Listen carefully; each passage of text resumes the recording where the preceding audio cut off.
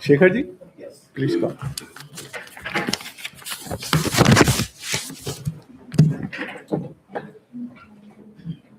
Good morning, dignitaries on the dais and off the dais.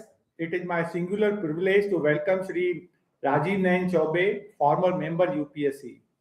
He is a physicist by training, economist by instinct, and bureaucrat and administrator by profession.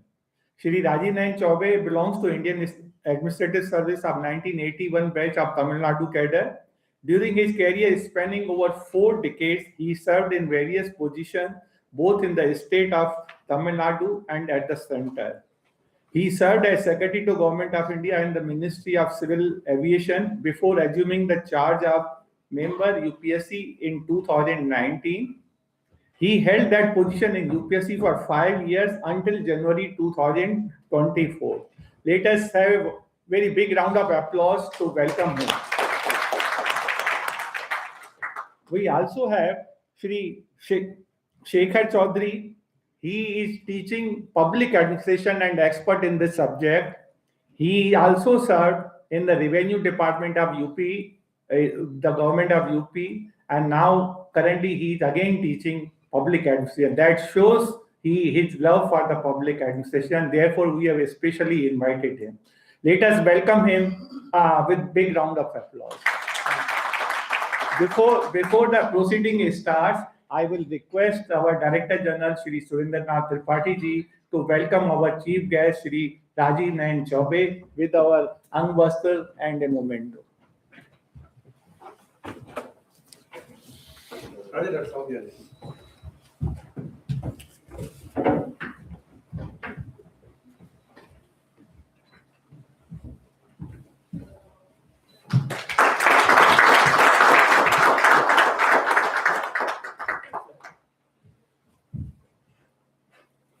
This is only for white. That's a good one, sir.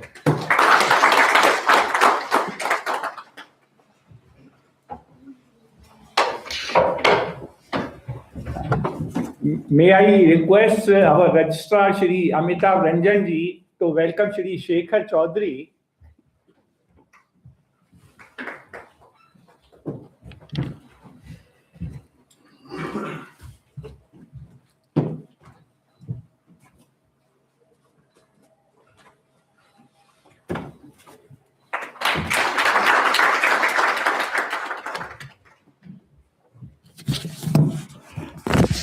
We are privileged to have among us Shri Surendranath Tripathi ji, Director General IIPA. He is a former IAS officer of 1980 batch of Odisha cadre.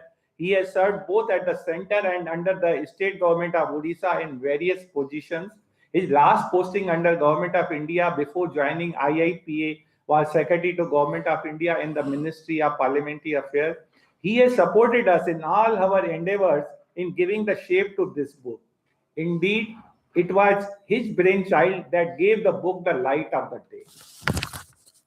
We also have Shri Amitav Ranjan, Registrar IIPA, who is an IITN and former PCS officer of UP cadre. He has ensured to provide financial and other support in bringing out this publication. We owe a lot to him as well. Let us welcome him also, though he is an insider, yet he deserves big round of applause.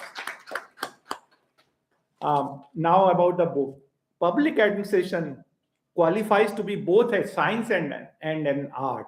When it is a science, it is an artful science in the sense that it relies heavily on systematic methods. If it is an art, it is a scientific art because it demands crafting policy that require a balancing act between competing interests, values, objectives, and goals.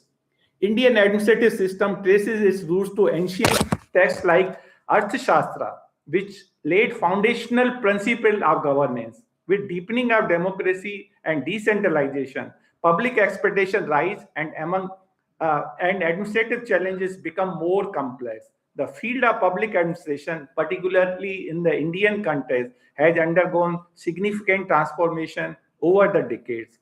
Before its colonial origin rooted in the bureaucratic tradition of the British Raj to its current incarnation as a democratic tool of governance and development.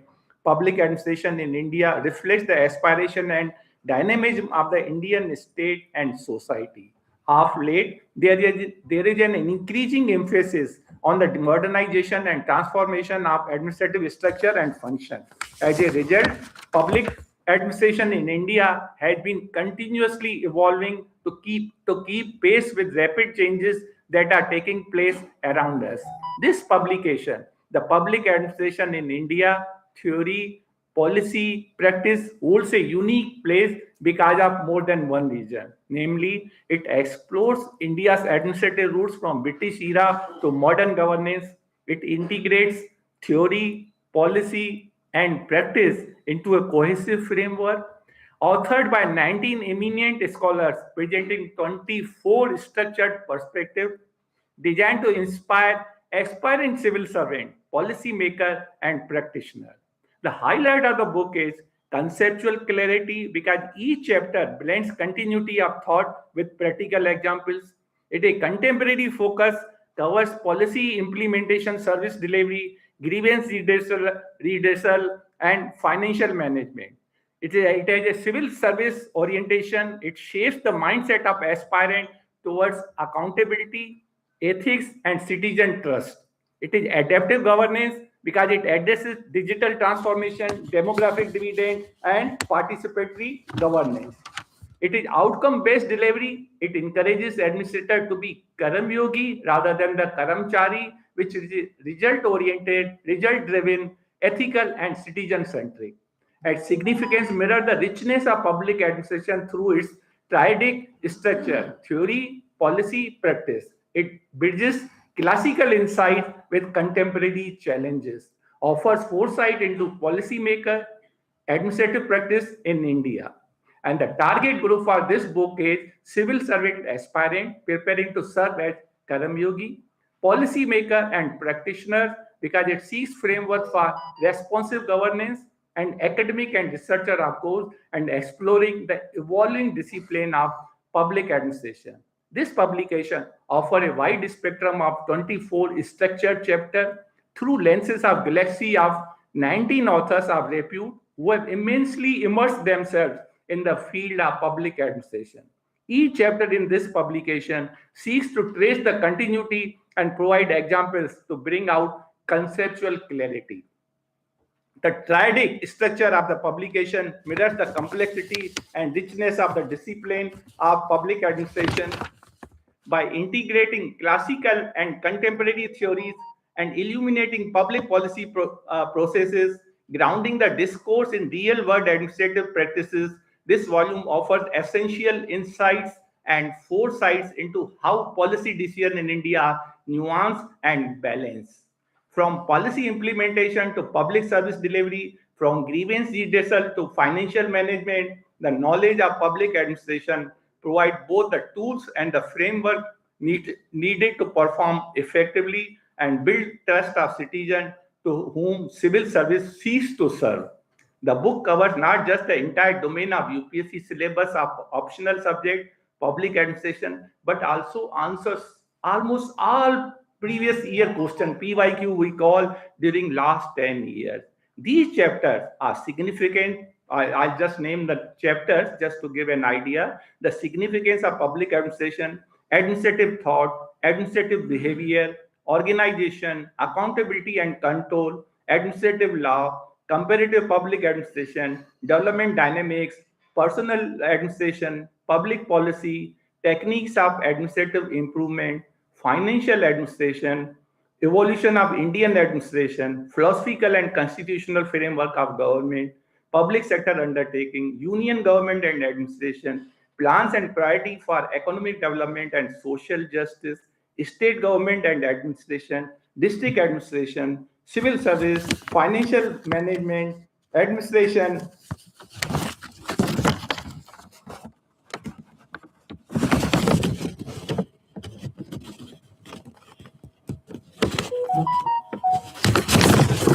administrative reform since independence, urban local government, besides significant issue in Indian administrator. administration. The collective approach of author has been to treat the spectrum of these subjects not as an isolated topic, but as an interconnected framework. They have contributed immensely in the field of public administration throughout their lives. They deserve commendation for their ability to weave together theory, policy, and practice in a cohesive, comprehensive, and yet with precision in its narrative.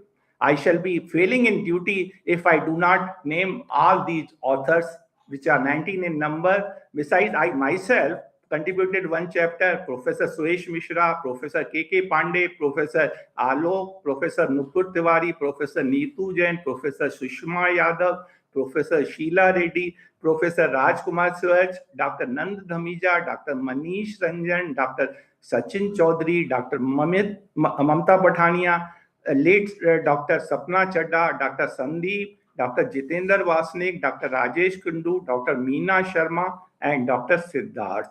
The interdisciplinary approach and management with contemporary debate make this volume both informative and thought-provoking. This publication reminds us that the public administration is a living discipline that shapes the everyday lives of the million. It is about the delivery of justice, the equitable distribution of resources, the safeguarding of rights, and the nurturing of public trust.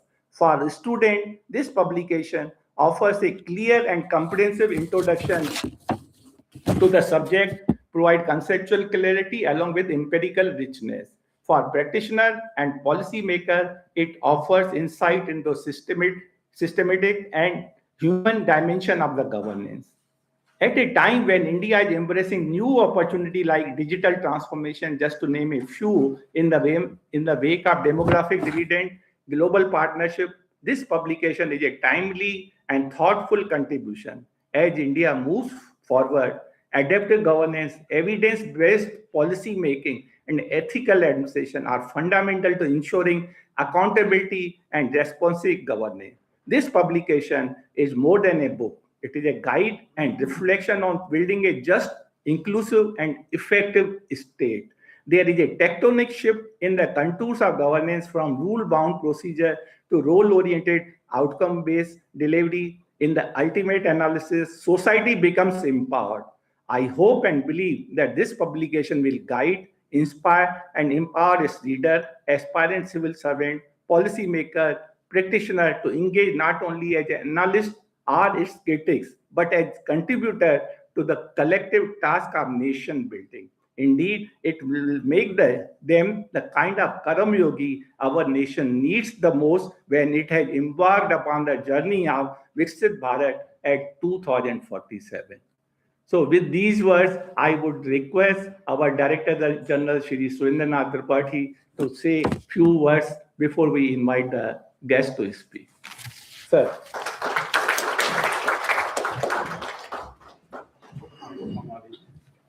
Book है ना?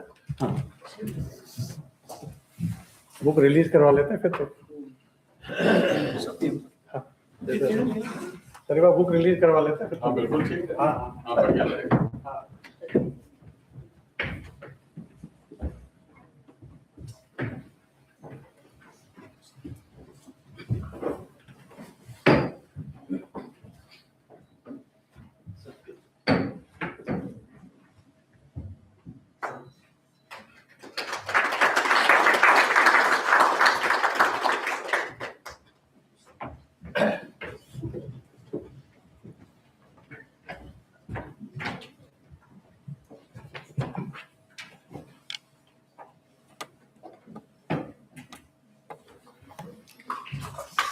Good morning, friends.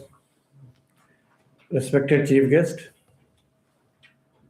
our senior, a role model for bureaucrats, who not only himself became an IAS officer, for 5 years he recruited IAS officers.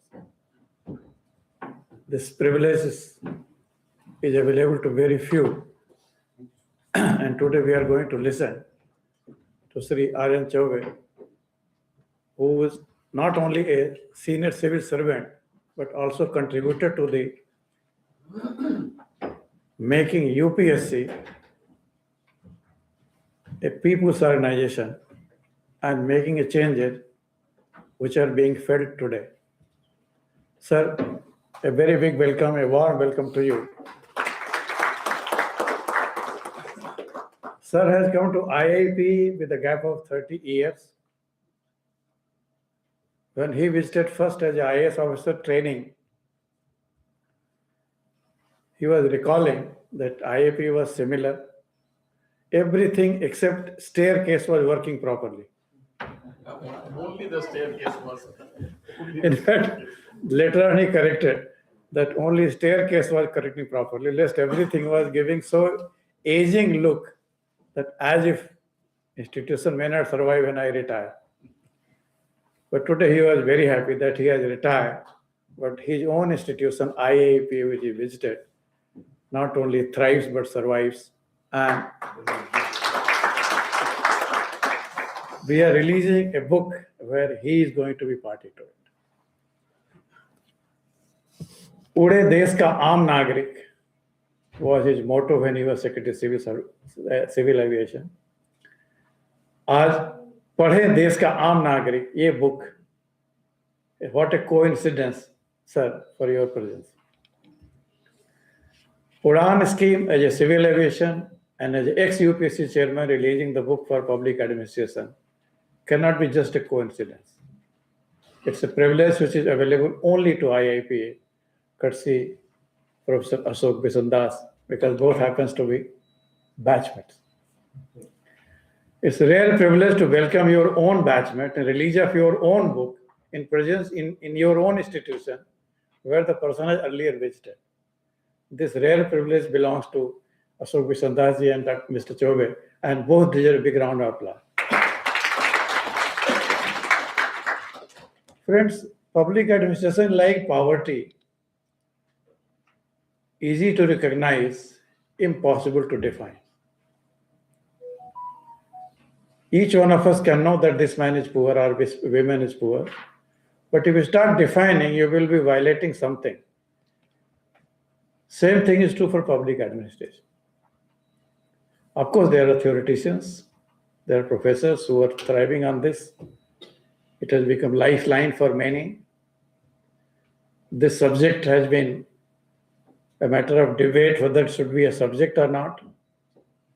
Today, engineers are taking public administration as a subject and coming out with flying colors. Even UPSC has to relook that how come non-students are scoring better in subjects and deserting their own subject, and then later on claiming that I am from IIT Kanpur, though they have succeeded by taking public administration and they don't belong to public administration, they never remain loyal to it. ये जो हमारी नमक हलाली है sir recruitment से शुरू हो जाती है. We don't choose the subject which we have studied, we choose another subject. We don't choose the service which we are expected to, we get another service. The only time you get, you choose your spouse, and today if you can't retain the same spouse, if you are good or bad enough. But I believe one thing, sir. Amantram aksharam nasti nasti ausad vanaspati. अयोग्य पुरुषो नास्ति योजकः तत्र दुर्लभ. ऐसा कोई हिंदी अंग्रेजी का letter नहीं है जिसकी उपयोगिता किसी मंत्र में नहीं हुई हो. Every letter matters. ऐसे कोई वनस्पति नहीं जिसमें कोई औषधीय गुण नहीं हो. Everything has some medicinal value. Some good, some very good, some may be bad also. अयोग्य पुरुष भी नहीं है, इंक्लूडिंग स्त्री. Nobody is born incompetent. But then what is missing? Yojaka tattva durlabha. How to utilize their talent, such managers are missing. Where this key is handled properly, you see results which are outstanding. Public administration is the art of finding those yojaka who can manage the Purush and Stri, men and women who they are supposed to lead throughout their life so that they deliver governance which we the people deserve. Public administration, sir, as a subject, I would not like to deal with, though my name is also written as an author, but I have contributed as a guest appearance. to see that it happens. But fact remains that we are grateful to those 19 who have written, spared their valuable time, and came out with such a nice article that we thought it worth publishing, and we feel proud that they contributed it. 24 chapters. It covers the entire syllabus of UPSC. In fact, certain chapters have been covered twice to bring clarity. Point is, can we answer all the questions that UPSC expects us to know?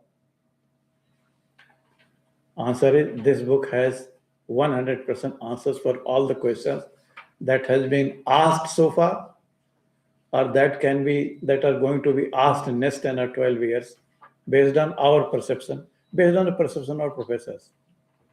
What a person who opts for public administration as a subject need to know has been covered extensively. And one more thing IIPA is going to do, each article, in fact, entire book will be made available on our IIPA Gyan course, each article separately and whole book together in 22 Indian languages. And we have tested this, and it will be made available on our, I think if it is not available on our Gyan course, you will get each article in, and you can read it, download it, keep it, save it, share it, or even throw it, or don't understand it, forget it. But this will be available in 22 languages. This is the beauty of IIPA Gyan course. All our articles that we are going to publish, all our books that we are going to publish, entire website of IIPA is now being translated by Bhashini AI, developed by Made in India engineers, studied in India engineers, and by the government of India. Sir, Udan is not, हमारे सपनों की उड़ान उस उड़ान से भी ऊंची. We have made it accessible to all the students, irrespective of whether English is not their mother tongue. Third thing, and I would like to stop after that, the writers who have written it, they are the same who are revered in this field. None of them are small people. They have lived public administration. So whatever they have written, it's just of all that they stood throughout their life. It is not another article written for this purpose. It was published somewhere and they said that chalo aap le rahe ho, aap apne mein bhi chhap lena, which happens in the academic circle, sir. I'm not saying this is an accusation, but it does happen. एक article लिख दिया, उसी भरोसे पूरी जिंदगी चल जाती है. कभी कभी तो पावर पॉइंट भी वही चल जाता था. शुरू में से जब ट्रांसपेरेंसी बनती थी, हम लोग मसूरी में जाते थे, ट्रांसपेरेंसी खराब हो जाए लेकिन उसी ट्रांसपेरेंसी से हम लोग पढ़ाया जाता था. And DC Tiwari sir used to tell us the Constitution of India. He will always tell there are 2 points, and I will tell you the second point first. But he never told the first point, because by the time his lecture is over, he will forget the first point. Today, the same age is not there. You are supposed to be precise, you are supposed to be clear, and you can't cross UPSC by taking anything lightly. You can take whole world lightly once you are selected, but till you are selected, UPSC ensures that your life becomes miserable. Only the best of the breed survive. At times, they also commit mistakes, sir. Some idiots get selected. I thought you were hinting at that. But fact remains that the biggest, best filter ever designed in any quality-driven selection anywhere in the world, today we are proud of that Union Public Service Commission. The one institution which has never been suspected. In fact, बोलते हैं अगर आप UPSC से एक बार interview दे दिए तो आपकी market value अपने आप बढ़ जाती है. हम तो सर यूपी वाले हैं, लोग यूपीएससी कंपटीशन की तैयारी कर रहा तो उसके साथी के वैल्यू बढ़ जाती है. आना जाना बात की बात. आपने सुना भी होगा 80 से कई के भी बचवा हमारे कंपटीशन देता. It was the most popular song of Manoj Tiwari in Bhojpuri. Preparing for competition itself is a justification for that you are a serious boy or a serious girl. Clearing UPSC, the only thing missing was a good book on public administration. Today, courtesy IIPA faculty and colleagues, we have come out with that book, sir. This book is available in the market also by our print publication. People can buy it in physical form. As far as digital is concerned, this is our bounden duty to make it available at zero cost anywhere in the world, in any language of your choice, and without any extra cost to you. The only cost that you have to do is to read it. The boys and girls who are present here, who are future UPSC aspirants, if they find something missing or something misleading, I will be too happy to collect those ideas so that if time permits and authors are willing, they can come with the next version, or maybe let a slightly improved version with additional chapters so that we can respond to the changing needs and requirements of UPSC. Sir, you can understand Trump, but you can't understand UPSC unless you are the chairman. And I know even chairman will say that till I was there, I could understand it. Today, this institution has completed 100 years and going great. And I'm happy to report that, sir, my own batchmate is now heading UPSC. Yes. So we are not that far off from UPSC. जिंदगी के साथ भी, जिंदगी के बाद भी, नौकरी के साथ भी, नौकरी के बाद भी. Ladies and gentlemen, this is a good book. Read it, enjoy it, and do whatever you feel like. Because if ignorance cannot be reason for your selection. Knowing everything may not be the certainty for your selection, but ignorance is not going to pay. Today, bureaucracy needs to be precise and clear. Confusion era is gone in 85 when we were selected. After that, you are supposed to be clear only. In 81 से सब पहले ही शुरू हो गया था. 79 new system came. It is Indians who adopted the new way of UPSC. 14 lakh people attempt for 4 years. That means 14 into 4, that many man years are wasted when one person gets selected to UPSC. So this is the ratio of strength of people. And this is the pipeline of talent which appears for UPSC. The best job ever invented on this planet Earth used to be the Mandarin system of China. Today, this is the time tested system of UPSC. If you can clear it, you will get it. A job which you deserve, a job that gives you respect, a job that gives you all that power that you need to make a better Bharat, a better India, Viksit Bharat. So, sir, उड़ान उड़े देश का आधा आम आदमी आज से एक नई बुक पढ़े देश का आम विद्यार्थी और उसके साथ IIP में जुड़ रहा है. We live for making कर्मचारी कर्मयोगी, because in between they were becoming भ्रष्टाचारी. We were joking that we all know what is our pension, but we don't know what is our net worth after retirement. When we join, we are the similarly placed, but when we retire, our net worth are different. But our network should remain good. You are known by the company you keep. If you want to try for UPSC, you have to sacrifice something, except that being in the network of good books, good friends, and good institutions. I'm proud that my library is available for the students of any discipline. They can come and walk through, and they get the best of the service, at least almost at the zero cost. We are here for students. इसलिए हम बोलते हैं sir नौकरी के पहले भी, नौकरी के दौरान भी, और नौकरी के बाद भी. UPSC feels proud that you have accepted our invitation to be here with us and being kind enough to make this book public today, and we would be benefited by listening to you in due course. Thank you very much.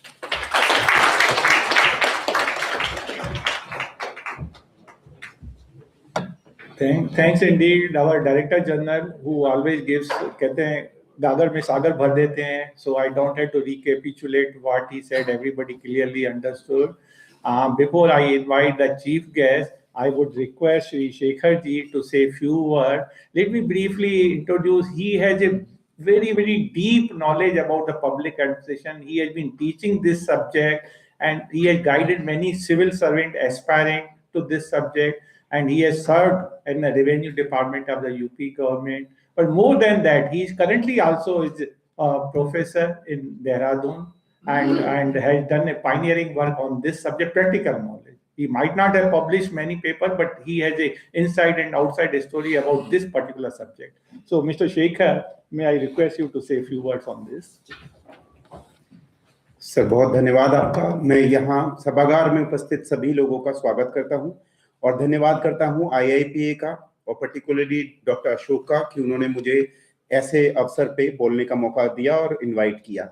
मैं यहाँ पर सीधे अपने field work PhD के qualitative interviews करते हुए आ रहा हूँ। मेरा सब्जेक्ट जो है वो है police commissionerate system Gautam Buddh Nagar में। आज इस बुक के लॉन्च के अवसर पर मैं जो यहाँ पर कम्युनिटी है दानिशमंद लोगों के बीच में बैठ के थोड़ी सी जो हमारे स्टूडेंट्स हैं उनके लिए कुछ सुझाव भी देना चाहूंगा। और ये जो बुक है इसके कुछ पन्ने अभी मैंने पलटे हैं और अभी पूरी तरह तो मैं सहमत नहीं होऊंगा जब तक कि पढ़ ना लूं जो चीजें कही जा रही हैं, परंतु मैं थोड़ा सा इसमें अपना एडिशन करूंगा कि जो मैंने 3 चीजें यहाँ पर लिखी हुई देखी हैं, थ्योरी और पॉलिसी और प्रैक्टिस, तो तीनों ही चीजों में ये बुक कुछ पन्ने पलटने के बाद मुझे अच्छी लगी। उसका कारण ये है क्योंकि जितने भी बुक्स हैं मार्केट में वहां पर एक चीज में वो लैक करती हैं, वो है कि प्रैक्टिकल एस्पेक्ट हमारे ग्राउंड पे क्या है। जैसे यहाँ पर पब्लिक पॉलिसी के जो मॉडल्स हैं उनको मैं अभी देख रहा था, तो उसमें इटरेटिव मॉडल है या फिर इंक्रीमेंटल मॉडल है, तो वहां पर RTI मनरेगा जैसे बहुत सारे एग्जाम्पल्स दिए हुए हैं। सो मेरे हिसाब से जो हमारे स्टूडेंट्स हैं उनके लिए बहुत ही अच्छी रहेगी book from the few of the pages I can say. और मैं बहुत ही अनयूजुअल एकेडमिशियन हूँ और जैसा कि सर के लोगों के साथ पैनल में मैं यहाँ बैठा हूँ तो मैं अपने को खुशनसीब समझता हूँ क्योंकि जो हायरार्की ऑफ नॉलेज और एक्सपीरियंस है उसमें शायद यहाँ पर मैं सबसे छोटे पायदान पे हूँ, परंतु आज इंडियन एडमिनिस्ट्रेशन और इंडियन पब्लिक एडमिनिस्ट्रेशन ने मुझे ऐसे लोगों के साथ शेयर करने के लिए डायस एक मौका दिया है। सो जो मैंने कहा मैं अनयूजुअल एकेडमिशियन हूँ। मैं साइंस में ग्रेजुएट हूँ, पोस्ट ग्रेजुएट हूँ, masters in fashion management NIFT से, सेकेंड पोस्ट ग्रेजुएट हूँ इग्नू से, मास्टर्स इन पब्लिक एडमिनिस्ट्रेशन। अब पब्लिक पॉलिसी में मैं अपनी PhD कर रहा हूँ। इससे पहले मैं 2 से 2.5 वर्ष के बीच तहसीलदार के पद पे उत्तर प्रदेश में रह चुका हूँ। तो मैं पता नहीं मैं एक्सपर्ट हूँ या प्रैक्टिशनर हूँ या फिर टीचर हूँ। I am still trying to search that. इसी के साथ मैं अपने शब्दों को विराम दूंगा। बहुत धन्यवाद सर, आपने मुझे यहाँ पे इनवाइट किया। आज का ये अवसर मेरे लिए अपनी कम्युनिटी को बढ़ाने के, कम्युनिटी से मतलब है पब्लिक एडमिनिस्ट्रेशन की, यहाँ पर बैठे जितने भी दानिशमंद लोग हैं उनसे बहुत कुछ सीखने का, और यदि कोई स्टूडेंट मेरे से कोई सेवाएं लेना चाहे तो उनको बहुत सारा जो मैंने सीखा है वापस देने का काम मैं यहाँ से सीख के जाऊंगा और मिल के जाऊंगा। Thank you.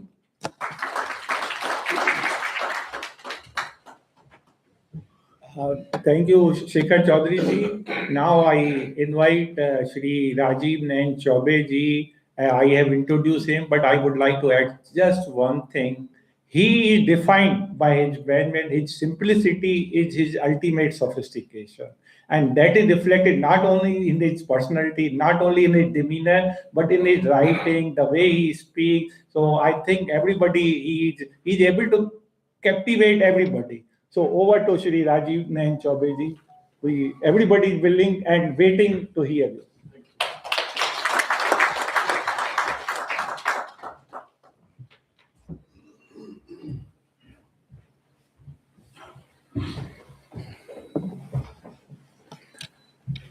Very good morning to all of you. Respected Director General Tripathi ji, my brother, my friend, and my comrade in arms in the service, Ashok ji, Registrar Sahab, Shekhar ji, the respected faculty of IIPA, and all of you. First of all, I'm grateful to the DG and to Ashok ji for thinking that I'm fit enough to, release this book. I don't know what their mark then was, but then they have chosen me. I'm grateful to you.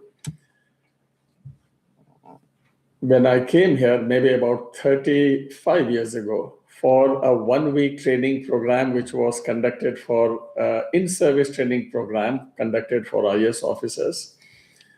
I still remember 35 years later today that I was disappointed. I was disappointed. I don't quite remember the content of the lectures which were given at that time, but I was disappointed by the overall setup, ambience, and so on and so forth. I found IIPA to look typically like a sarkari daftar. It should be that. It's an academic institution. But वो एक जो यहाँ के हवा पानी और दीवारों में जो मैंने चीज देखी, ये तो सरकारी दफ्तर है. Not clean, not efficient, and so that's how I remember it. But today, when I walked in after 35 years, it looked impressive. And I must compliment, obviously, the DG Sahab and to all of you, the entire team which is there, for making this look as a very respected center of excellence in the academic field. So my compliments to each one of you. And then before that, because obviously I had to go through the book. So when I read the book, I said, this institution not only looks great, buildings, now the lift also works, not just the staircase and everything else, but the essential thing is the book. It is the book which tells about the quality and the content of this institution. The book is top class. I compliment all the 19 authors. And वो जैसा मैंने कहा ना कि इस किताब के माध्यम से मुझे आपके अंदर झांकने का मौका मिला और मैं कह सकता हूं कि it is an absolutely top class book. It's a seminal book. Of course, DG Sahab and Ashok ji, both of them said it is a kind of a book meant for UPSC. I would say not only that, of course, it's a big help that it's such a, so much of wisdom on public ad is contained in those 600 pages. But then it is a reference book. It is a book meant for, policy makers. And this is the strength of this IIPA. And once again, my compliments to absolutely top-class faculty which is there in IIPA. Regarding the book itself, as I said, while it will not only guide the candidates who are wishing to join public service, but it will also serve as a kind of a pole star for the policymakers. My compliments. But there are 3 areas which I would like to point out, not as a criticism of the book, not at all, but as a further application of mind, as a kind of a further deliberation, further research which can be done. I'm just listing out 3 areas. There are, of course, many more. ज्ञान की कोई सीमा तो होती नहीं है. The first area you would have noticed in the book, there is a lot of emphasis on the word accountability. Now, accountability in any administrative system, in any bureaucratic system, is both desirable and inevitable. It has to be there. I mean, you have to be accountable for what you are doing, because after all, you are a public servant. And therefore, accountability is absolutely there. You can't sort of wish it away. But I'm making a counterpoint. The counterpoint which I'm making is that too much emphasis on accountability is counterproductive. It leads to excessive importance to processes and procedures rather than outcomes. So accountability means if I have followed the processes, if I have followed the procedures, then whether the outcome meets the goals and objectives or not, I am safe. So my suggestion to IIPA would be, can we think of some kind of a paradigm where accountability is there, but more than accountability, it is the outcome of public good which should be tested. Now, how that can be done? There are ways and ways. Accountability, for example, as you know, it is practiced in governance. And of course, you know, Ashok ji, DG Saab, all of us, we have gone through this whole thing, you know, for 43 years now. Accountability means there are multiple people who are looking at you. Your boss is looking at you. The administrative structure is looking at you. We are accountable to Parliament through the ministers, so the Parliament is looking at you. The judiciary is looking at you, the media is looking at you, and ultimately the people are looking at you. Now just imagine if I have so many boundary conditions within which I have to function, naturally the emphasis will be कि भाई हमें जो काम करना है process rule के हिसाब से करें, बेशक आउटकम जो है हमारा वो अचीव हो चाहे ना हो. So this is something which leads to what is often alleged, and rightly so, against the bureaucracy, and that is status quo. That is, it is better not to act, because if you don't act, you will not make a mistake. If you act, if you decide, the chances are, in the process of accountability, when half a dozen institutions, organizations, which I listed earlier, when they are looking at you, someone will find a fault. I may be able to satisfy my boss. I may be able to satisfy the Parliament. I may not be able to satisfy the judges. So if one judgment says, no, this is what Mr. Chaubey did was wrong, I'm finished. So ये जो accountability पर excessive जो ये चीज दी जा रही है, I'm saying from my experience, limited experience, that it is sometimes it becomes counterproductive. Related issue, of course, is that of integrity and honesty. The two are related but not the same. There should be no compromise on integrity and honesty, none whatsoever. But there should be some compromise as far as accountability is concerned. This is the point which I wish to make. And there, what I would suggest to the faculty and to all of you is, if my actions as a public service provider, public servant, government servant, if my actions pass, let us say, 2 or 3 tests. Number one, I should be able to deliver the public good, the public service, which I have been asked to deliver in time and of quality. That is first. The second thing is, I should not have been personally enriched, which means suppose I have, given some work or, done something, someone can say कि ये तो चौबे जी ने पैसा बना लिया और इसमें तो उसको आपने help कर दिया. Well, if you are making that allegation, then prove that I have derived a pecuniary benefit personally, or people around me. If no pecuniary benefit has been derived, then I should not be hauled up for this. And the third is subsequent correction. Someone can disagree with my method of working. Someone can disagree with my decisions. Correct those decisions by all means.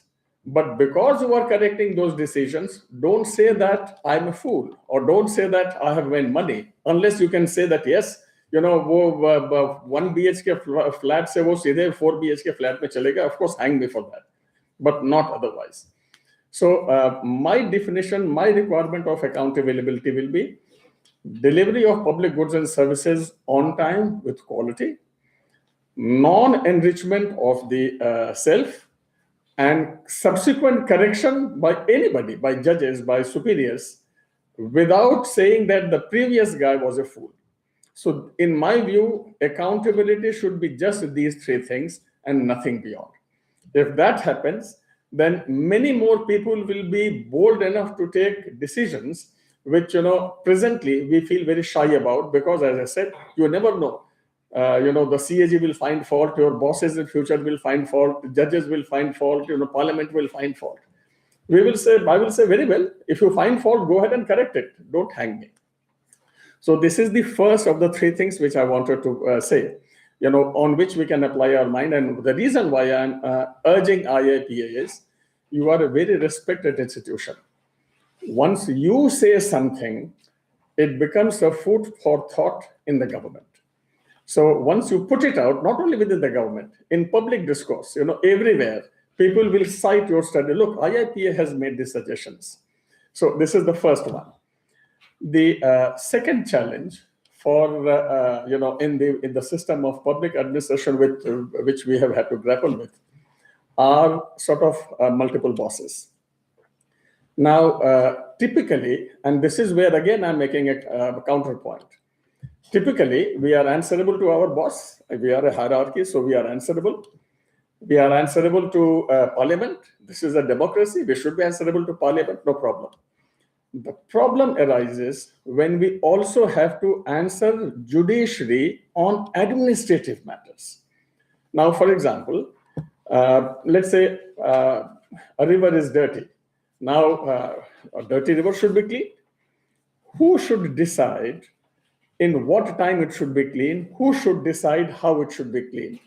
Now, today, in the name of public interest litigation, I am saying that judiciary has actually significantly encroached upon executive functions. And therefore, there are two bosses now. The joke in the North Block, I was there for 7 years in the Ministry of Finance. The joke in the North Block was, a time will come when the budget of the country will be passed not in the parliament, but in the Supreme Court. They will, for example, start saying that, look, the allocation which the parliament has made for, let's say, environmental, cleanup, that allocation is less, or the allocation which you have made for health sector, for education sector, it's less, increase the allocation. Aapne ye kaam nahi kiya, wo nahi kiya. Now, my suggestion there is, look, there can be only one body which can decide what is good, what is bad, what can be affordable, what is not affordable. That body should be parliament. And the executive should be answerable to parliament. But in the name of public interest litigation, if the judges start laying down, saying that, well, if you have, why is it that the Delhi Transport Corporation, I'm just saying, and not that this is the case actually, why is it that DTC has not converted all its buses into e-buses? I can file a PIL. If the High Court or Supreme Court passes an order that yes, within 1 year, all the buses will be converted from fossil fuel-based buses to e-buses, well, the public will be happy. They will clap that, look, Supreme Court has passed such a forward-looking order. But then the fact remains that if I'm converting all the buses from diesel-based to e-buses, I'm cutting money somewhere else. I may be, because that's government court order, so I have to comply. So maybe I will cut down something on road improvement. Maybe I will cut down something from adding up more hospitals, because money is the same, and diverting it to buying more e-buses for DTC. Now, that's not the job of the courts. So the second point which I'm making is that while it may be popular for courts to pass judgments which are squarely within the administrative field and be applauded by the public, the fact is this is a dysfunctional way of doing things. And therefore, as far as this multiple bosses is concerned, you see, to be answerable to judiciary for executive work and to be answerable to parliament for executive work is a dysfunctionality. And this is the second point which I'm making, where I'm saying judiciary, though it may get applauded, should lay off.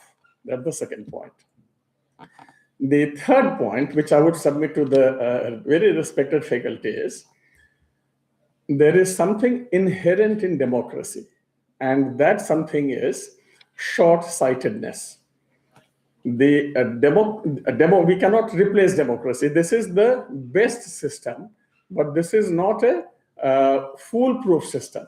Democracy has significant drawbacks. And one drawback which impinges on public administration is short-sightedness. The elected representatives are designed, their DNA is to look at immediate gains. Next 2 years, next 3 years, certainly next 5 years. Now, Imagine our whole system, therefore, starts looking at 5 years. What a pity. A country which is India, which has recorded culture, civilization, history of 5,000 years, is run by a system which looks at 5 years. That's a joke. So what happens? You are aware, freebies. You see, we announce freebies because we have short-term view of things. If I give freebies everywhere, and this is irrespective of governments, irrespective of political parties, and this is inherent in democracy, that if you have a 5-year tenure, this is how you will look at it. Let me give another related example. I don't know if some of you are following what is happening in Davos, the World Economic Forum. There has been a brilliant speech given by the Canadian Prime Minister, Mark Carney. I don't know, have any one of you heard that speech? Can you raise your hands? That's really great. It is a wonderful speech that the Canadian Prime Minister has given in response to the kind of bull in China shop which Trump has been doing. So the Canadian Prime Minister's viewpoint is that when a superpower goes berserk and when it decides to dump the rule-based order, that's how world should be run. It should be a rule-based order. It's a cornerstone of public administration. When the superpower decides to dump the rule-based order, what should other countries do? So what the Prime Minister of Canada says is, other countries should do one thing. And he labels us, India included, as he has quite a beautiful term, middle power. We are not superpower.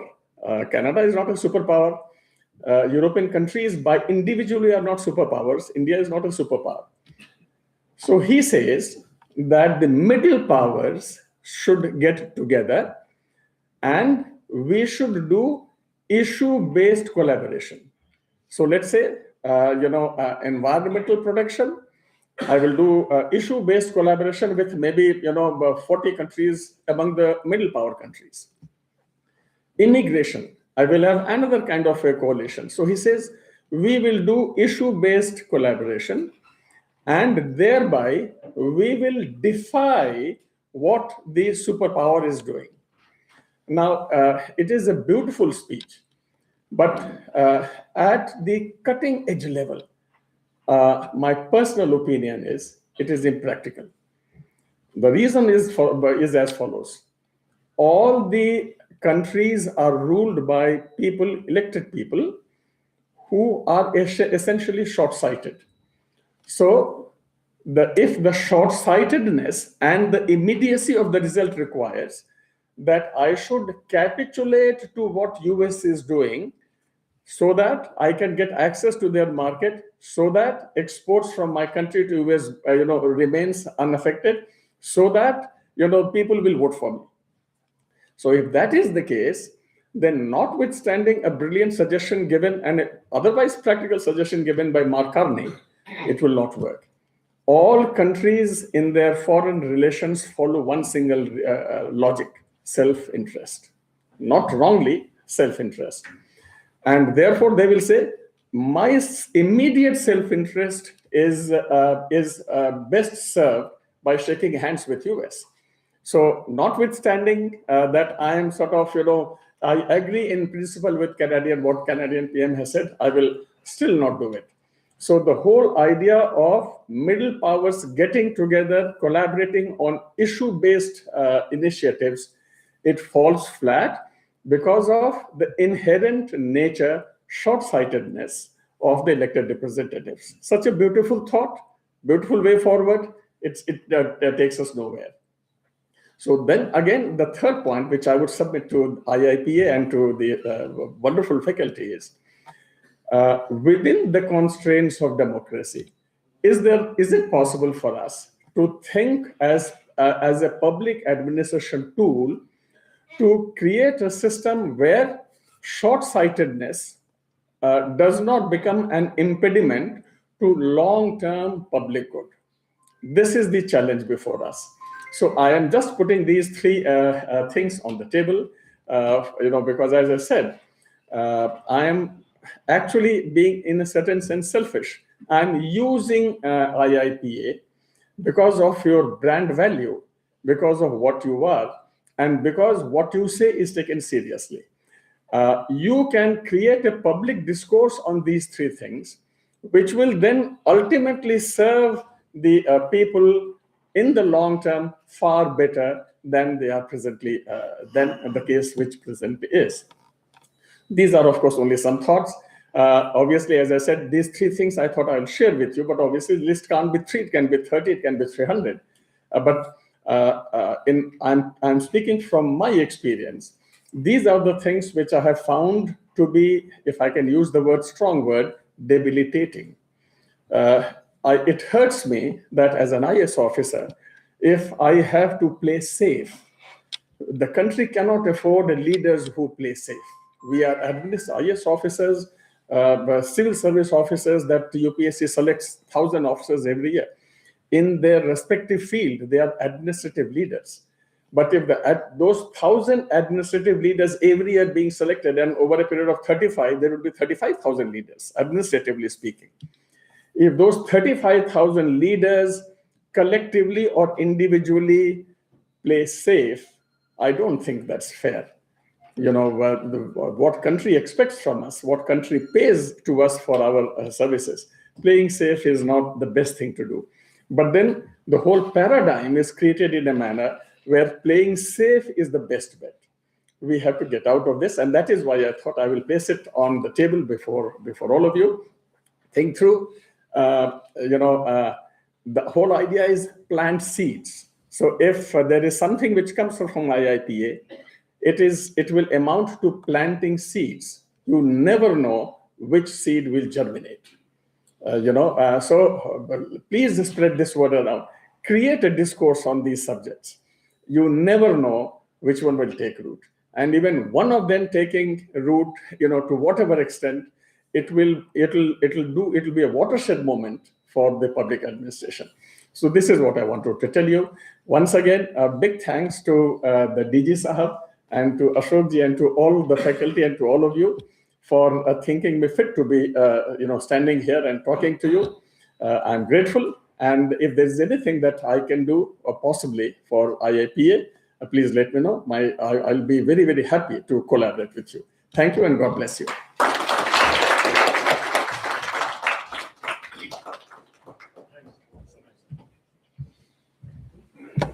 Thanks indeed for casting the pulse, casting the nuggets of gold, which are very valuable. I can assure you we will take it forward. These are the new tangents and dimensions, because as a student of mathematics, circle has infinite tangents, and he has given new tangents which most probably are not covered in this. We'll give a thought, and in essence, he says people are essentially selfish, which is understood in a time in a limited sense. But more important, what the message I got, if I can summarize in one sentence what he said, a good life is an enemy of great life. Essentially, he was saying people want to be safe. They want to have the short-term vision. They don't want to lose the government, because even the Gunnar Birdal in the Asian drama said if it is in the own interest of the government to opt for the soft option. Essentially, we have to challenge the existing paradigm and then think of something great and not the good life. Good life is definitely an enemy of great life. So we look forward for something better, and definitely we got the message loud and clear. And thanks indeed to